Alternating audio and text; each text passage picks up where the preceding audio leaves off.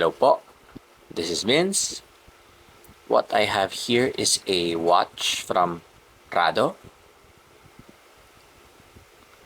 As you can see po, it is a quartz watch. You can see the seconds hand ticking down, and you can see then the text no, sa ilalim ng Rado logo. It clearly indicates that this is quartz. I believe this watch perhaps is from the 1970s or perhaps the early 1980s. During that time, no? Quartz was still relatively new. I believe it was introduced very late 60s or very early 70s. Quartz at that time no, was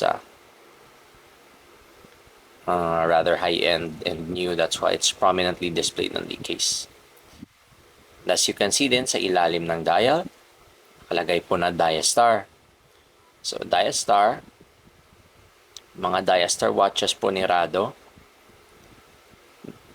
those usually denote no, the watches are made of scratch-resistant materials.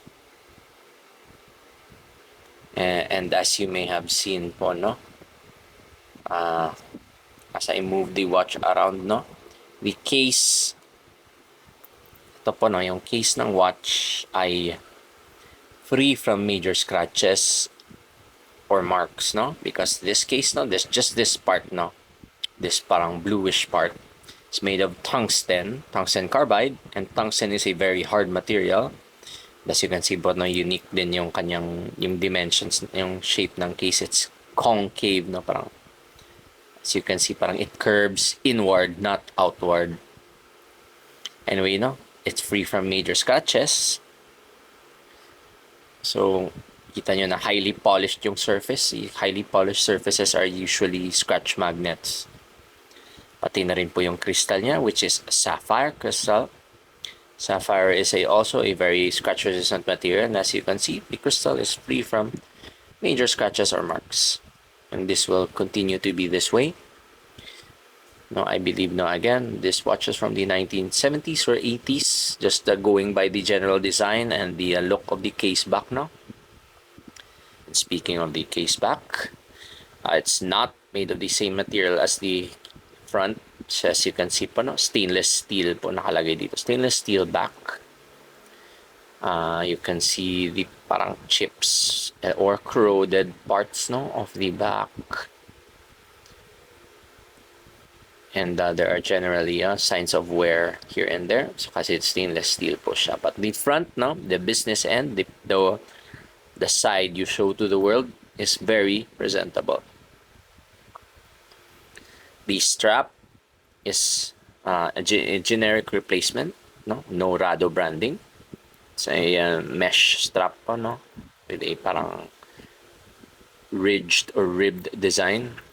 So I was the one who procured this. So generic po, no Rado branding of any sort.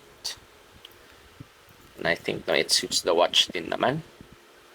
And while we're on the strap, I would like to declare lang na this part of the watch, no, this one, the left lug, this, I'm trying to point at it, it seems to be bent. So if it's supposed to look like this, that lug seems to have been bent inwards, something like this. This is an exaggeration, but instead of looking like this, it looks like this. So if you observe closely po yung lug, no, this part seems to be bent inwards. So yun lang, just in case, no, you would I just want to be transparent, and as a result I had to file off a part of the strap, no, to be able to fit it. I would have my technician advised against bending the lug back straight kasi it would break it off. Nonetheless, no, I want to point it out lang na. Don't want to be silent about that, just so you're aware. And finally lang po, I've almost forgot to indicate, no, na yung wrist size po nito sa mga ganitong mesh style bracelet, no, adjustable po itong mga wrist size. You just unlock this clasp and you move it along, no. Yun lang naman po. This is a perhaps a men's size or a unisex size, no, unisex size watch. As you can see how big it is on my palm and how big it might be on my wrist.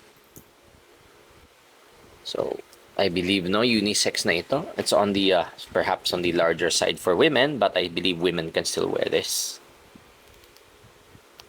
Tingnan naman po if there's anything you would like to know about this watch na hindi ko po naisagot sa caption ng listing or hindi ko naisabi sa video na to, just let me know. Thank you.